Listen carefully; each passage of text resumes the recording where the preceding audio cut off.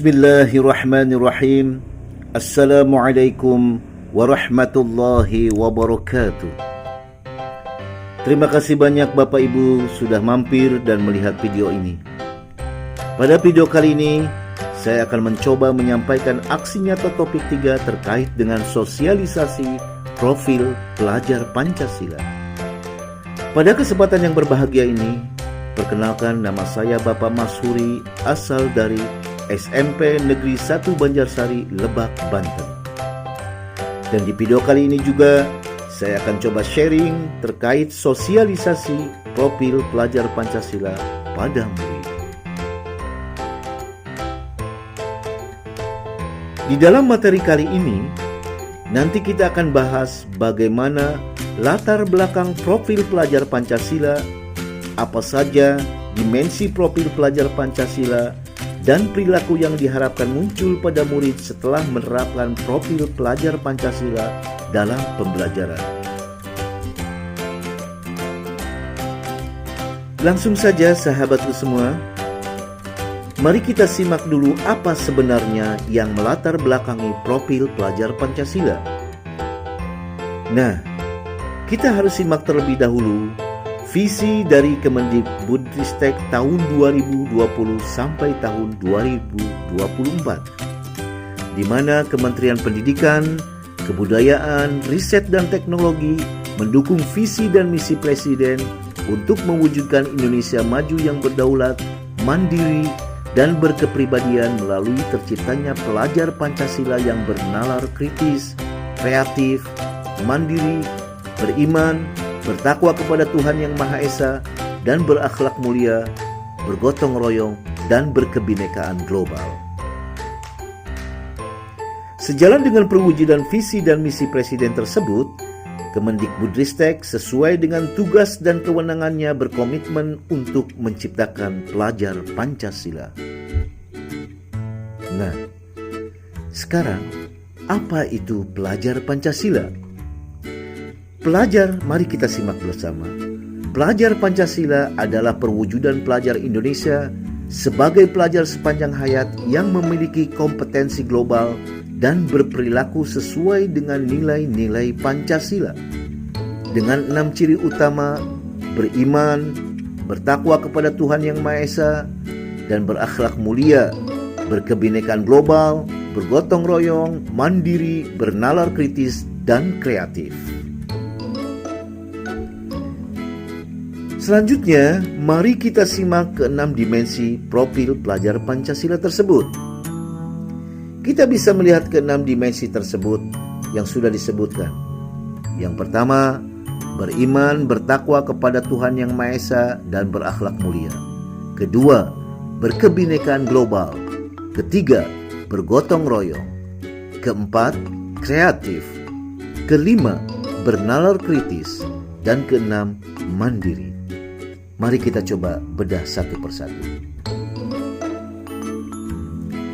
Dimensi yang pertama, yaitu beriman, bertakwa kepada Tuhan Yang Maha Esa, dan berakhlak mulia.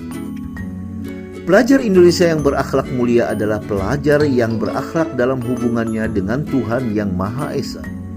Ia memahami ajaran agama dan kepercayaannya, serta menerapkan pemahaman tersebut dalam kehidupannya sehari-hari.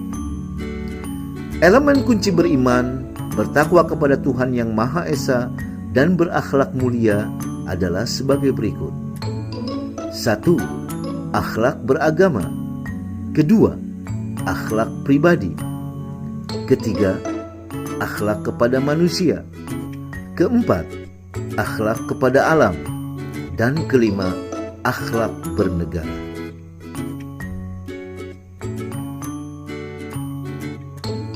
Untuk dimensi berikutnya adalah dimensi berkebinekaan global. Pelajar Indonesia mempertahankan budaya luhur, lokalitas, dan identitasnya, dan tetap berpikiran terbuka dalam berinteraksi dengan budaya lain, sehingga menumbuhkan rasa saling menghargai dan kemungkinan terbentuknya budaya baru yang positif dan tidak bertentangan dengan budaya luhur bangsa. Elemen kunci berkebinekaan global adalah sebagai berikut. 1. Mengenal dan menghargai budaya. Kedua, kemampuan komunikasi interkultural dalam berinteraksi dengan sesama. Ketiga, refleksi dan tanggung jawab terhadap pengalaman kebinekaan. Dimensi yang berikutnya adalah dimensi gotong royong. Pelajar Indonesia memiliki kemampuan gotong royong, yaitu kemampuan untuk melakukan kegiatan secara bersama-sama dengan sukarela agar kegiatan yang dikerjakan dapat berjalan lancar, mudah, dan ringan. Elemen kunci gotong royong adalah sebagai berikut. 1. Kolaborasi. Kedua, kepedulian. Dan ketiga, berbagi. Untuk dimensi yang keempat, di dimensi profil pelajar Pancasila adalah mandiri. Pelajar Indonesia merupakan pelajar mandiri, yaitu pelajar yang bertanggung jawab atas proses dan hasil belajarnya. Di mana elemen kunci mandiri adalah sebagai berikut. 1. Kesadaran akan diri dan situasi yang dihadapi. Kedua, regulasi diri. Kemudian, elemen atau dimensi yang kelima adalah bernalar kritis. Pelajar yang bernalar kritis mampu secara objektif memproses informasi baik kualitatif maupun kuantitatif, membangun keterkaitan antara berbagai informasi, menganalisis informasi, mengevaluasi, dan menyimpulkannya. Nah, elemen kunci bernalar kritis adalah sebagai berikut. 1. Memperoleh dan memproses informasi dan gagasan. Yang kedua, menganalisis dan mengevaluasi penalaran. Yang ketiga, merefleksi pemikiran dan proses berpikir. Dan yang keempat, mengambil keputusan. Kemudian, dimensi yang keenam adalah dimensi kreatif. Pelajar yang kreatif mampu memodifikasi dan menghasilkan sesuatu yang orisinal, bermakna, bermanfaat, dan berdampak. Di mana elemen kunci kreatif adalah 1. Menghasilkan gagasan yang orisinal. Yang kedua, menghasilkan karya dan tindakan yang orisinal. Nah, itulah 6 dimensi dari profil pelajar Pancasila.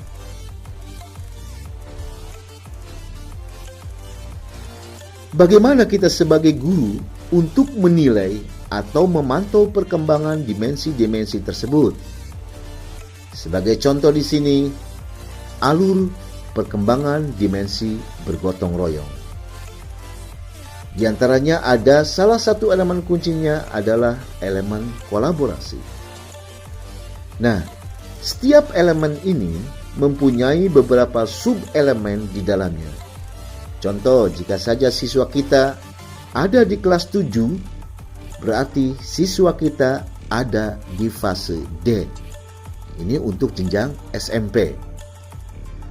Berarti, akhir dari fase ini diharapkan siswa tersebut mampu menyelaraskan tindakan sendiri dengan tindakan orang lain untuk melakukan kegiatan dan mencapai tujuan kelompok di lingkungan sekitar, serta memberi semangat kepada orang lain untuk bekerja efektif dan mencapai tujuan bersama. Dari alur perkembangan ini, mulai dari fase pondasi sampai akhir fase F merupakan sebuah keberlanjutan. Jadi, dimensi dari profil pelajar Pancasila mulai dari fase pondasi sampai fase F sudah tertata secara jelas dan runtut bagaimana alur perkembangannya.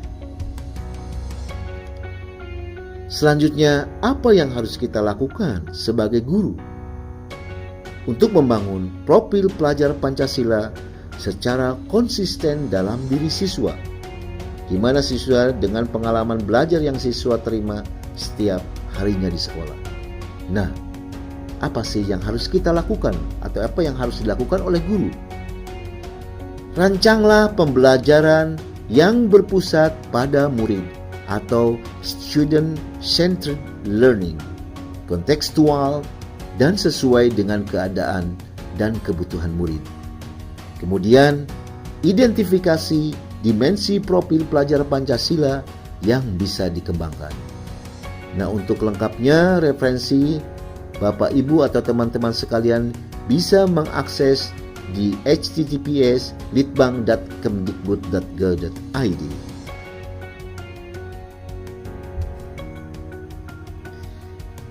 Nah, teman-teman, itulah sekilas tentang profil pelajar Pancasila, bagaimana tentang latar belakangnya dan apa saja dimensi dan elemen kuncinya, serta bagaimana alur perkembangannya, dimensi dan elemen-elemennya, agar siswa mampu mencapai sesuatu yang diharapkan dari profil pelajar Pancasila ini.